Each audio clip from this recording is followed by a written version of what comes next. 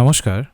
আরেকটি নতুন ভিডিওতে তোমাদের সবাইকে আরেকবার স্বাগত। তোমরা সবাই জানো যেমনটা পেপার 1 এর তোমাদের আমি ফ্রি ক্লাসেসগুলো আনছি, তেমনটাই আমি তোমাদের বলেছিলাম যে পেপার 2 অর্থাৎ বাংলা, এই ক্ষেত্রেও আমরা কিন্তু ফ্রি ক্লাসেসগুলোকে আনবো এবং যেটা আমি বলেছিলাম সেই অনুসারে ক্লাসেসগুলোকে আনছি। তো তোমরা সবাই চেষ্টা করবে ক্লাসেসগুলোতে যুক্ত থাকার, যা যা ক্লাসগুলো আসবে। তো বাংলার ফ্রি ক্লাসের মধ্যে আমরা শুরু করছি প্রথম যেগুলো কিনা ক্রুশিয়াল, যে জায়গাগুলো থেকে সবথেকে বেশি কনফিউশন তৈরি হয়, ছন্দ, অলংকার, তারপর সাহিত্য তত্ত্ব, মধ্যযুগ আর ব্যাকরণ। এবার এগুলো করানোর জন্য আমরা একটা নির্দিষ্ট সময় বেছে নিয়েছি। ঠিক আছে, নির্দিষ্ট সময় বলতে বোঝাচ্ছে যেই দিনে এগুলো করে প্রত্যেকটা ক্লাস এক এক করে সিকোয়েন্সিয়ালি আমরা নিয়ে আসার চেষ্টা করব। সেটা হচ্ছে প্রত্যেক শুক্রবার করে। ঠিক আছে, আমরা চেষ্টা করব বাংলার পেপার 2 এর ক্লাসগুলোকে নিয়ে আসার। তো তোমরা সবাই চেষ্টা করবে যেন এই ক্লাসগুলোতে তোমরা যুক্ত থাকতে পারো এবং তোমাদের যে প্রিপারেশনটা সেটাকে তোমরা আরও এক ধাপ এগিয়ে নিয়ে যেতে পারো। ঠিক আছে, তো কারণ এই প্রিপারেশনটাকে এক ধাপ এগিয়ে নিয়ে যাওয়ার দায়িত্ব কিন্তু তোমাদের ওপরই রয়েছে। তো এই জায়গাটাকে কিন্তু সবাইকেই ভালোভাবে মাথায় রাখতে হবে। এবার আসি আজকের বিষয়। আজকের বিষয় হচ্ছে অলংকার। এই অলংকার দেখবে আমাদের এটা নিয়ে অনেক কনফিউশন তৈরি হয়। তো আমি এই ক্লাসের মাধ্যমে সেই কনফিউশনগুলোকে, যেগুলো তোমাদের মনে হয় যে এখানে কনফিউশন হচ্ছে, সেগুলোকে দূর করার চেষ্টা করব। এই অলংকারের আমি টোটাল 60টা ক্লাস আনবো। কটা? 7। টোটাল 7 মানে 60টা ক্লাস আনবো। ঠিক আছে, তার মধ্যে আজকের প্রথম ক্লাস রয়েছে। এই অলংকারকে কেন্দ্র করে প্রত্যেকটা বিষয়কে নিখুঁতভাবে যেন আমি ধরাতে পারি, সেটাই আমার চেষ্টা থাকবে। তো এটা আমরা এখান থেকে সূত্রপাত করছি। এবার অলংকার বলতে কি বোঝায়? এবার দেখো, আমি একটা এখানে গহনার ছবি দিয়েছি, নিশ্চয়ই লক্ষ্য করতে পারছো। নারী দেহে যেমন গহনা কি করে, অনেকটাই সৌন্দর্যকে বৃদ্ধি করতে সহায়তা করে।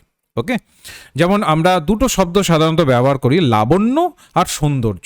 অবশ্যই লাবণ্য তো একটা দুটো বিষয়ের মিশ্রণের ভিত্তিতে হয়, অর্থাৎ শারীরিক সৌন্দর্য এবং তার সাথে সাথে গহনা বা যে আভূষণ পরানো হয় তার প্রেক্ষিতে হয়। তার প্রেক্ষিতে লাবণ্যের জায়গাটা আমরা পাচ্ছি, যেটা আমরা ভারতীয় যখন কাব্যতত্ত্ব পড়ব সেখানে আসবে। আর অলংকার বিষয়টাকে বোঝানো হয় যখন কিনা আমরা উপাদান হিসাবে কিছু ব্যবহার করছি। এবার এর আবিধানিক অর্থ যদি আমরা খোঁজার চেষ্টা করি, তাহলে পেয়ে যাচ্ছি ভূষণ বা আভরণ কিংবা প্রসাধন। অর্থাৎ যে বস্তুর মধ্যে সৌন্দর্য ও মাধুর্য বৃদ্ধি করার গুণ আছে তাকেই বলে অলংকার। আবার রিপিট করছি, যেই বস্তুর মধ্যে সৌন্দর্য ও মাধুর্যকে বৃদ্ধি করার প্রপার গুণ আছে তাকেই আমরা অলংকার বলি। ঠিক আছে, তো এটা তো চলে গেল ব্যক্তি জীবনের একটা আমি উদাহরণ দিলাম। এবার সাহিত্য জগতে তাহলে অলংকারের বিশেষত্ব কি, বা সাহিত্য জীবনে অলংকার বলতে আমরা কি বুঝবো, বা সাহিত্য জীবনের যে অলংকার তার রূপরেখাটাই বা কি? তাহলে যে সমস্ত উপাদান, মাথায় রাখবো, আমি ওর জন্য লিখেও দিয়েছি, যাদের মনে হবে যে এগুলো তুমি নিজের কাছে রাখতে চাইছো, স্ক্রিনশট নিয়ে নেবে। ওকে, যে সমস্ত উপাদান কাব্যের সৌন্দর্য সৃষ্টি করে এবং পাঠককে রসের উৎকর্ষ দেয় তাকেই কাব্য দেহের অলংকার বলে। কাব্যের যে দেহ, সেই দেহের যদি আমরা অলংকার হিসাবে দেখি, তাহলে কিন্তু এই জায়গাটাকেই নির্ধারিত করে। এবার অলংকারের প্রয়োগ কিভাবে হয়, কিভাবে অলংকারের প্রয়োগটাকে আমরা লক্ষ্য করছি, কিভাবে অলংকারের শ্রুতি সৌন্দর্য এটা স্টাবলিশড হচ্ছে, এটাতে একটু ঢোকার চেষ্টা করব আমরা। যেমন আমি একটা উদাহরণ নিচ্ছি, কি রয়েছে, কি বলা হয়েছে, বলবো বলে বসেছিলেন বর্ষা বাদল দিনে। ভালোভাবে লক্ষ্য করো, বলবো বলে বসেছিলেন বর্ষা বাদল দিনে। এখানে দেখো ব ব ব ব ব, এখানে ব ব্যঞ্জনটি বহুবার উচ্চারিত হয়েছে এবং আমাদের মধ্যে একটা শ্রুতি সৌন্দর্যকে সামনে এনেছে, যেটা আমার শুনতে ভালো লাগছে। এই যে শ্রুতি সৌন্দর্য সম্পাদন, এই ভূষণটিরই নাম হলো অনুপ্রাস, যেটা আমরা পরবর্তীকালে পড়বো, আজকেই পড়বো আমরা। এটাকে বলে অনুপ্রাস, এটা একটা অলংকার। ঠিক আছে, শব্দালঙ্কারের একটা অংশ, আমি আসছি, সব ডিটেলসে পড়াবো, একদম নির্দ্বিধায় ভালোভাবে এটার সাথে যুক্ত থাকো। হয়তোবা তুমি অলংকার পড়েছো, তোমার নোটস আছে, বইপত্র আছে, আমি তবু বলছি, তবু তুমি বেটার কিছু জানতে পারবে। একটু কষ্ট করে ধৈর্য সহকারে এটা একটু দেখো। এবার ধরে নাও আরেকটি আমরা দেখছি যেখানে কল্পনার সৌন্দর্যকে গুরুত্ব দেওয়া হচ্ছে। তোমারই চুলের মতো ঘন কালো অন্ধকার। এখানে দেখো কালো চুলের সাথে অন্ধকারকে তুলনা করা হচ্ছে। ভালোভাবে লক্ষ্য করো, আমি ওর জন্য ছবিটার মধ্যে সেই হিসাবেই কিন্তু এখানে রেখেছি। তাহলে কি করা হচ্ছে, চুলের মতো ঘন কালো অন্ধকার, অর্থাৎ কালো চুলের সাথে অন্ধকারকে কিন্তু এখানে তুলনা করা হচ্ছে। এখানে নায়িকার কালো চুলকে অন্ধকারের সাথে তুলনা করা হয়েছে। এই তুলনায় কবি কল্পনার সৌন্দর্য বৃদ্ধি পেয়েছে।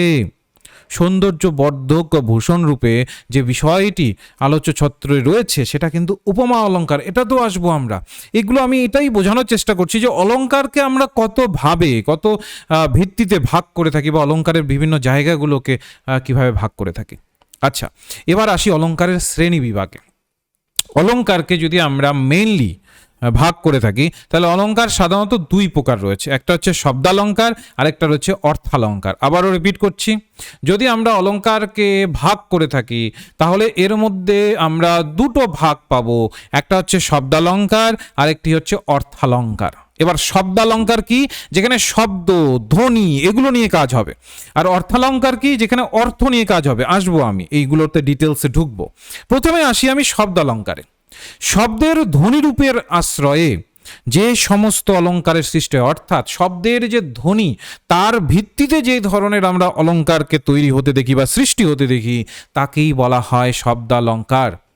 শব্দের ধ্বনি রূপ বদলে দিলে এই শ্রেণীর অলংকার ঠিক থাকে না। যদি আমরা এই শব্দের ধ্বনি রূপটাকেই বদল করে দিই, হেরফের করে দিই, তাহলে দেখব যে এখানে আর কোনো আমরা সেখানে অন্য কিছু আর ঠিক থাকতে দেখছি না। তো শব্দের ধ্বনিরূপ বদলে দিলে এই শ্রেণীর অলংকার ঠিক থাকে না বা এগুলোর গুরুত্ব হারিয়ে ফেলে। তো শব্দালংকার তাহলে কি পরীক্ষায় যদি আসে, যদি একদম ধরে নাও সেট পরীক্ষায়, সেটের ক্ষেত্রে এই ধরনের উপরি উপর প্রশ্ন আসে, আর নেটে তো স্বাভাবিক ইনডেপথ আসবে, নির্ণয় তোমাকে দেবে, সেটেও নির্ণয় দেবে, কিন্তু উপরি উপর বেশিরভাগ দেওয়ার সম্ভাবনা থাকে। তো আমি যদি বলি শব্দের ধ্বনিরূপের আশ্রয়ে যে সমস্ত অলংকার সৃষ্টি হয় তাকে কি বলবো, লিখে জানাও দেখি সবাই, কমেন্ট সেকশনে লিখে জানাও। শব্দের ধ্বনিরূপের ভিত্তিতে বা শব্দের ধ্বনিরূপের আশ্রয়ে যে সমস্ত অলংকার সৃষ্টি হয় তাকে কি বলবো, কমেন্ট সেকশনে সবাই লিখে জানাও। সবাই কাইন্ডলি, সবাই তাড়াতাড়ি লিখে জানাবে, সবাই লিখে জানাও। এটাতে দেখবে ক্লাসের মধ্যেই মুখস্থ হয়ে যাবে, ক্লাসের মধ্যেই সম্পূর্ণ কনসেপ্ট ক্লিয়ার হয়ে যাবে। ক্লাসের সাথে এনগেজ হও, ঠিক আছে, ক্লাসের সাথে এনগেজ হও। ক্লাসের মধ্যে যারা যারা রেকর্ডেড ক্লাস দেখছো তাদেরকেও বলবো তারা কমেন্ট সেকশনে লিখে জানাও, যেই প্রশ্নগুলো আমি করব সেগুলোকে কমেন্ট সেকশনে লিখে জানাও, ঠিক আছে। তাহলে কি হবে, বিষয়গুলোর মধ্যে তোমার দেখবে কমান্ড চলে আসবে। তুমি যখন একটা বিষয়কে কমেন্টে লিখে জানাবে না, তখন তোমার মাথায় কিন্তু গেঁথে যাবে যে হ্যাঁ এই প্রশ্ন করা হয়েছিল, তার ভিত্তিতে আমি এই উত্তর দিয়েছিলাম, ঠিক আছে। তো আমরা পেপার 1 যখন পড়বো সেখানে ডেলের কন অফ এক্সপিরিয়েন্স পড়বো, ওখানে দেখবে এই বিষয়গুলো রয়েছে। যত বেশি তুমি এনগেজ থাকবে তত বেশি বিষয়গুলো মনে থাকে। আচ্ছা, আরেকটা কথা আমাকে একটু বলো তো, সবাই আমাদের যে বাংলা গ্রুপটি আছে, হোয়াটসঅ্যাপ কমিউনিটি গ্রুপ আছে, সেই হোয়াটসঅ্যাপ কমিউনিটি গ্রুপ অর্থাৎ বাংলা বিষয়ের যেটা তৈরি করা হয়েছে ওটাতে সবাই যুক্ত আছো তো? একটু আমাকে লিখে জানাও তো সবাই যুক্ত আছো।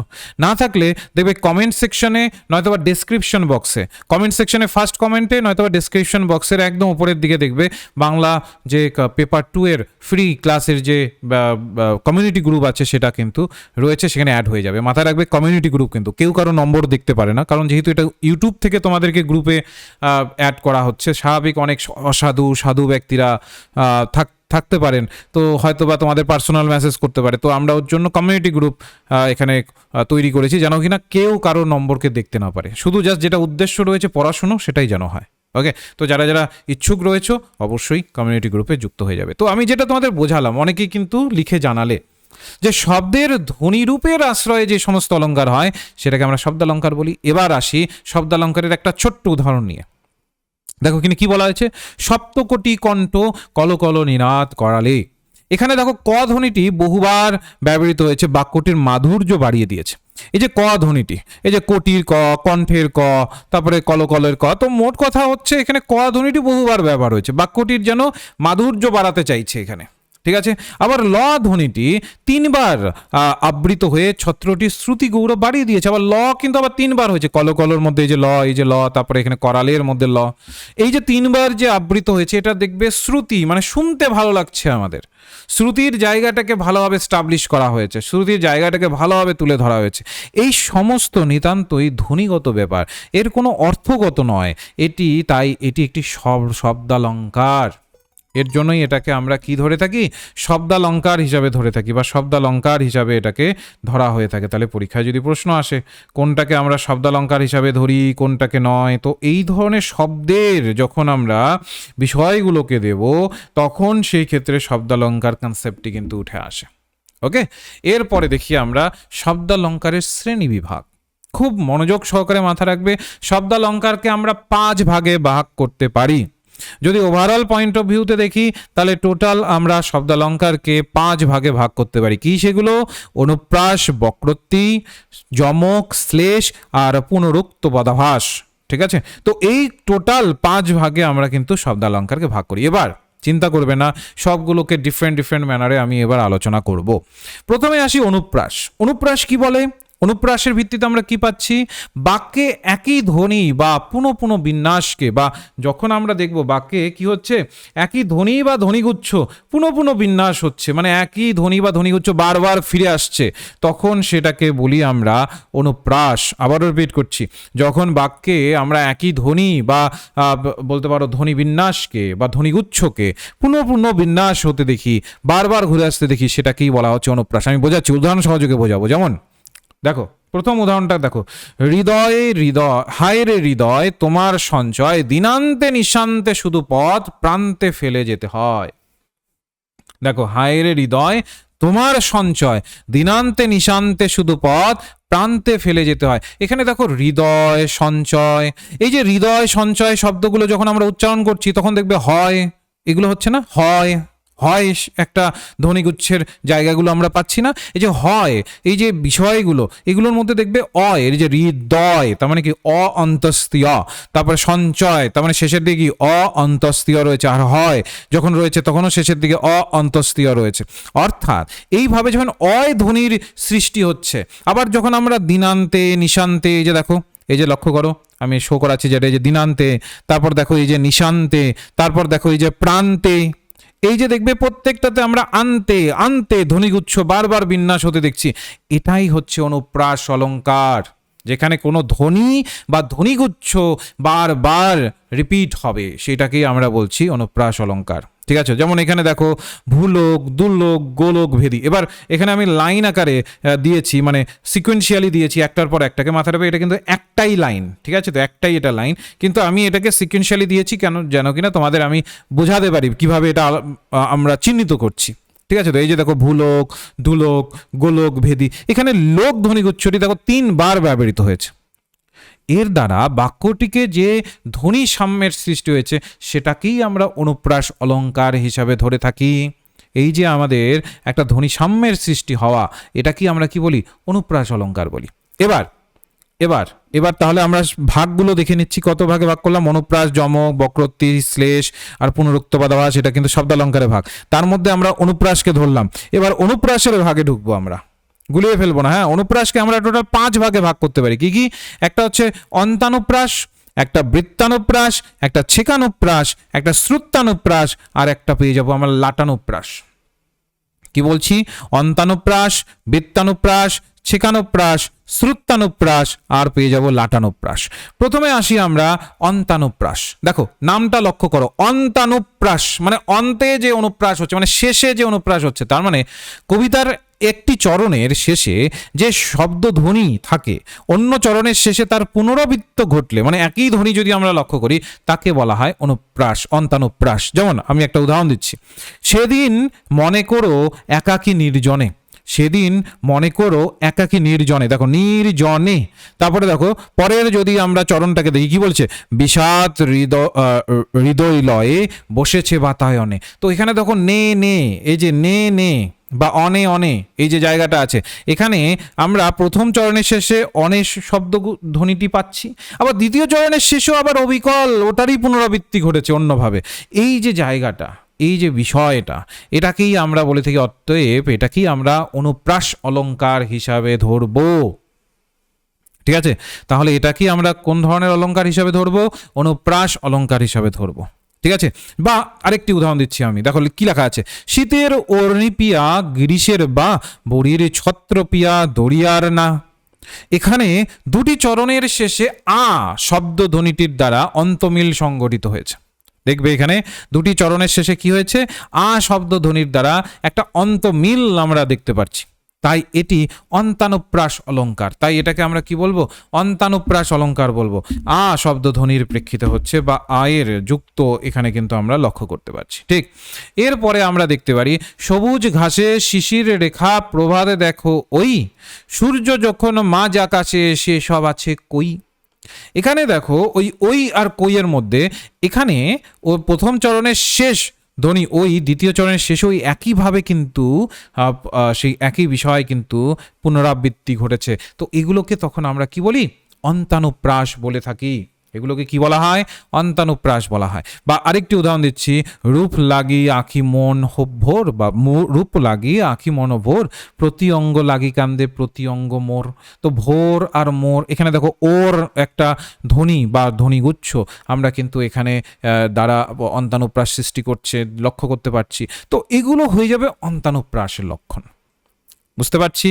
তাহলে আমি কি বোঝালাম আবারও রিপিট করছি, যখন কবিতার এক চরণের শেষে যে শব্দধ্বনি থাকে, অন্য চরণের শেষে যদি ওই একই শব্দধ্বনির পুনরাবৃত্তি ঘটে, তবেই তাকে অন্তানুপ্রাস বলবো। ক্লিয়ার হলো?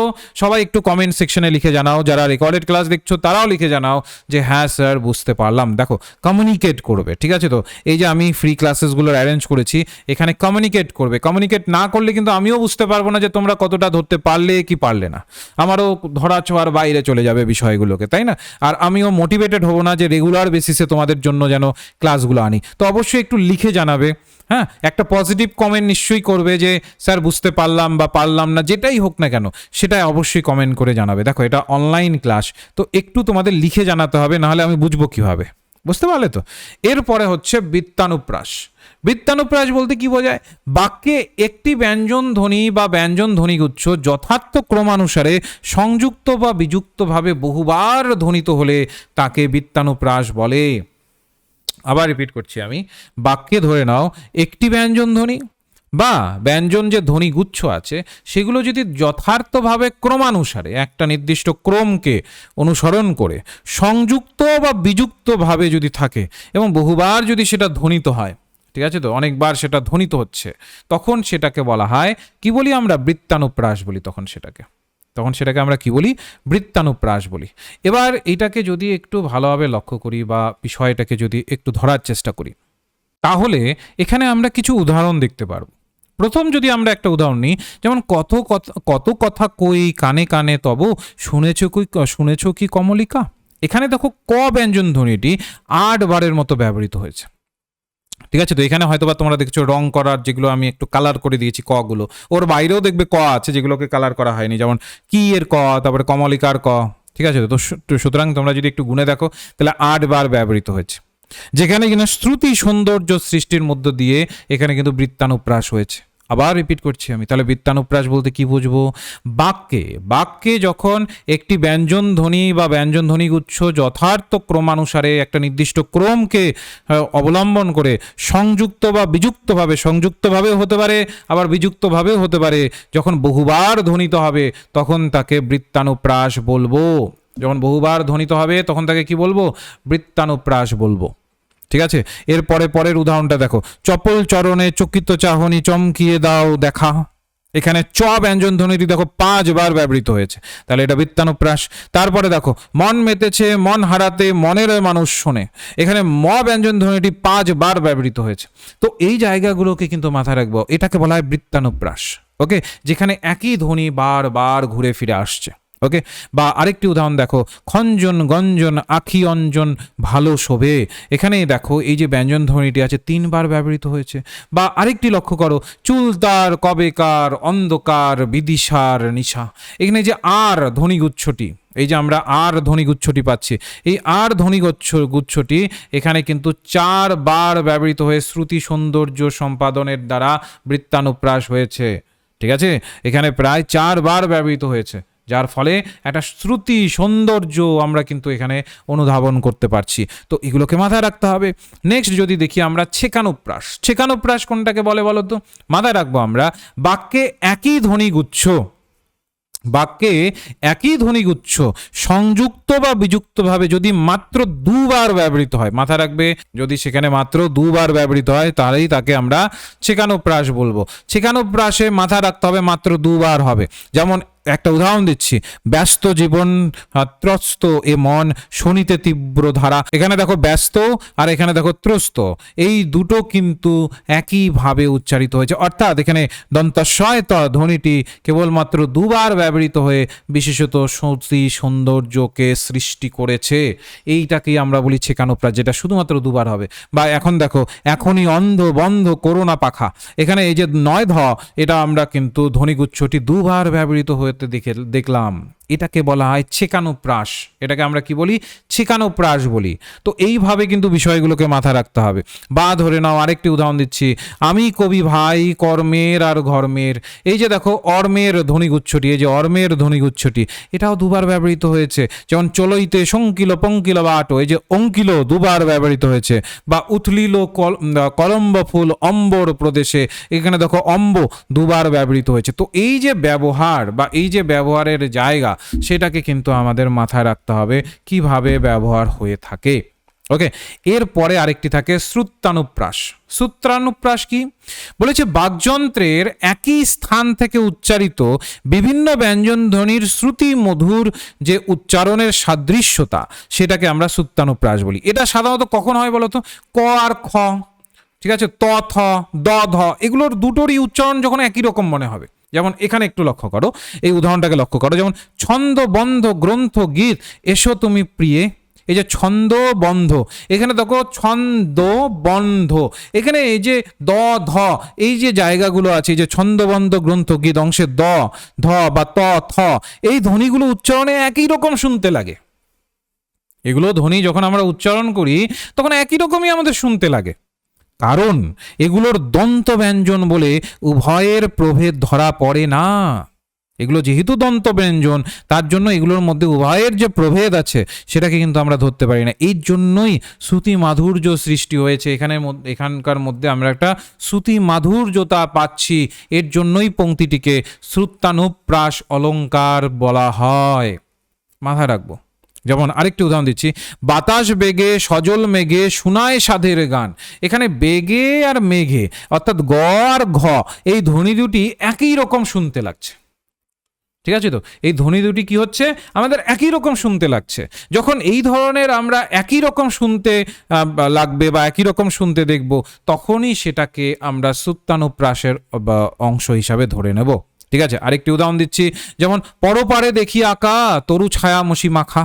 এখানে দেখো আকার মাখা, ঠিক আছে, ক আর খ, এই জায়গার মধ্যে সাদৃশ্য প্রদর্শিত হচ্ছে। বা এইটা আরেকটা তোমাদের উদাহরণ দিচ্ছি, যেমন চিরদিন বাজে অন্তর অন্তর মাঝে। তো এখানে বাজে আর মাঝে বর্গীয় জ আর হচ্ছে এখানে ঝ, এই ঝ আর বর্গীয় জ এর মধ্যে সাদৃশ্য দেখা যাচ্ছে। তারপরে জাগলে যে স্বাদ হয় প্রতিবাদ ভরিয়ে নাও প্রাণ বলেছে। এখানে দ আর ধ ধ্বনির মধ্যেও আমরা শ্রুতি সৌন্দর্য দেখতে দেখছি। তো মোট কথা হচ্ছে, যখন বাংলায় আমরা ক খ গ ঘ চ ছ বর্গীয় ঝ ট ঠ ত থ প ফ এগুলো, এই ধরনের ধ্বনিগুলোর মধ্যে সাদৃশ্য দেখব, এই সকল ধ্বনির সমন্বয়ে যেভাবে শ্রুতি সাম্যের একটা সৃষ্টি হতে দেখব, সেটাকেই শ্রুত্যানুপ্রাস অলঙ্কার বলে থাকি। এই যে শ্রুতি সাম্যের যে প্রতিষ্ঠা, এই শ্রুতি সাম্যের প্রতিষ্ঠাকেই আমরা শ্রুত্যানুপ্রাস অলঙ্কার হিসাবে ধরব বা ধরা যায়। ঠিক আছে, বিষয়টা ক্লিয়ার হলো বা ক্ল্যারিটি পাচ্ছ তোমরা? একটু লিখে জানাবে। শ্রুত্যানুপ্রাসটা ক্লিয়ার হলো? একটু লিখে জানাবে সবাই কমেন্ট সেকশনে, একটু সবাই কাইন্ডলি লিখে জানাবে, তাহলে আমি বিষয়টার ক্ল্যারিটি পাবো। আর একটু তোমরা সবাই যারা যারা এখানে লাইভ ক্লাসে আছো, একটু রেসপন্স করার চেষ্টা করবে। আবারও বলছি যে দুই দিক থেকে কমিউনিকেশন না হলে কিন্তু ঠিকঠাকভাবে কমিউনিকেশনের বেটারমেন্ট হয় না, যেটা আমরা দেখবে কমিউনিকেশন চ্যাপ্টারে পড়বো।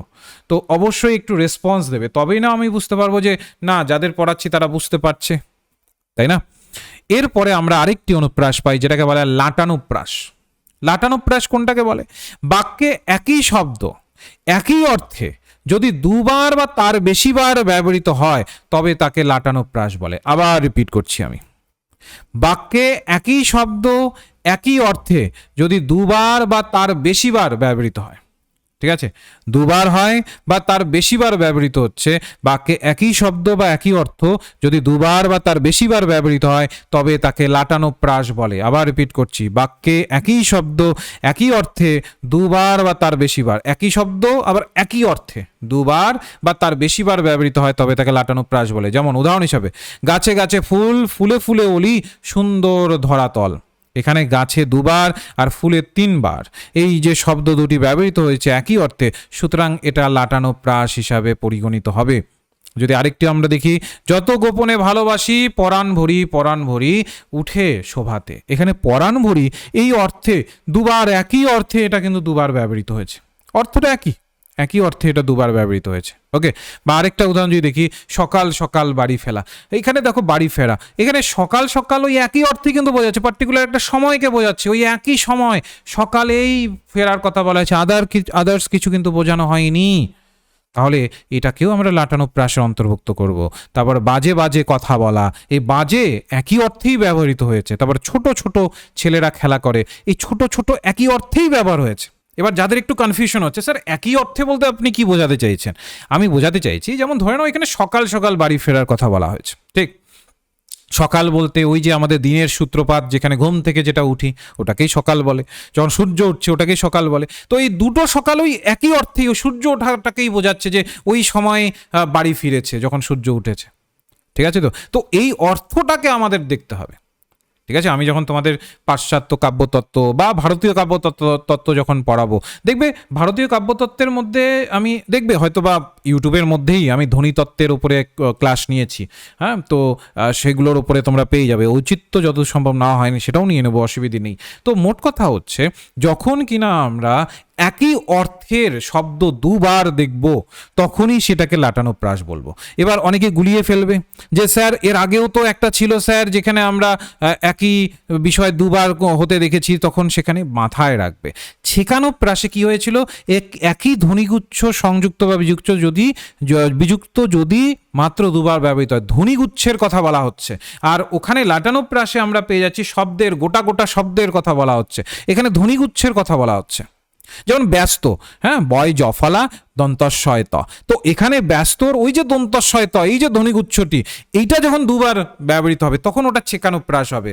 আর যেটা আমি তোমাদের লাটানো প্রাস পড়ালাম, এখানে কিন্তু গোটা গোটা শব্দকে বোঝাচ্ছে। যেমন গাছে গাছে, দেখো গাছে গাছে, ফুলে ফুলে, পরাণ ভরি, এই জায়গাগুলো রয়েছে। বা সকাল সকাল, বাজে বাজে, ছোট ছোট, গোটা গোটা শব্দগুলোকে যখন বোঝাবে তখন সেটাকে লাটানো প্রাস বলা হবে।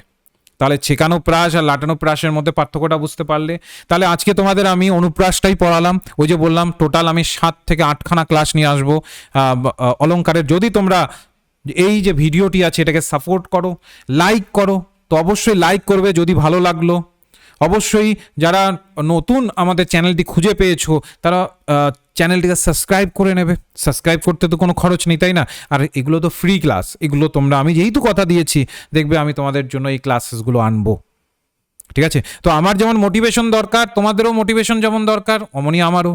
তো সেই জায়গাতে অবশ্যই লাইক করবে, সাবস্ক্রাইব করবার চেষ্টা করবে, আর অবশ্যই আমাদের কমেন্ট সেকশনে একবার হলেও জানাবে বুঝতে পেরেছো কিনা। কারণ কমিউনিকেট না করলে আমি বুঝবো কিভাবে? দেখো এটা হচ্ছে ফ্রি ক্লাস আর ইউটিউবের ক্লাস। এবার ইউটিউবে তোমাকে জানাতে হয়, লিখে জানাতে হয়, কারণ এখানে ভয়েসে বলার কোনো জায়গা থাকে না, মুখে বলার কোনো জায়গা থাকে না, ভয়েসে তোমাকে কোনো অপশন দেয় না এখানে ইউটিউব কোম্পানি। তো আমাকে অবশ্যই তোমাদের লিখে জানাতে হবে, তো সেটা একটু জানাবে। আর যারা এখনো পর্যন্ত আমাদের গ্রুপে যুক্ত হওনি, হোয়াটসঅ্যাপ গ্রুপে, ডেসক্রিপশন বক্সে হোয়াটসঅ্যাপ গ্রুপের লিঙ্ক আছে, খুব মনোযোগ সহকারে সেই গ্রুপে যুক্ত হয়ে যাও। আমি তোমাদের কথা দিচ্ছি, রেগুলার বেসিস যেমনটা রুটিন করে দিয়েছি সেই বেসিসে তোমরা ক্লাস পাবে। অন্যান্য পেপার ওয়ানেরও রুটিন করে দিয়েছি, ফ্রি ক্লাসের রুটিন তোমরা পেয়েছো তো সবাই? পেপার ওয়ানের রুটিনটা সবাই পেয়েছো? যদি না পেয়ে থাকো কমেন্ট সেকশনে জানাও, আমি রুটিনের লিঙ্ক তোমাদের পাঠিয়ে দিচ্ছি, সেখান থেকে রুটিনটা দেখে নিতে পারবে, বা ছবিটা পাঠিয়ে দিচ্ছি, সেখান থেকে দেখে নিতে পারবে। তাহলে রেগুলার বেসিসে ক্লাসেসগুলো করতে পারবে। বুঝতে পারলে? বেশ, ঠিক আছে, তাহলে আজকে পর্যন্ত রইল, তোমাদের ফিডব্যাকের অপেক্ষায় রইলাম। নেক্সট ক্লাস তাহলে তোমাদের ফিডব্যাকের উপরেই নির্ভর করেই নিয়ে আসবো। যদি তোমরা চাইছো যে হ্যাঁ এই সিরিজটাকে আমি কন্টিনিউ করি, তাহলে অবশ্যই কন্টিনিউ করব। তো সেই জায়গাতেই রইল, রাখছি তাহলে, এই পর্যন্তই রইল।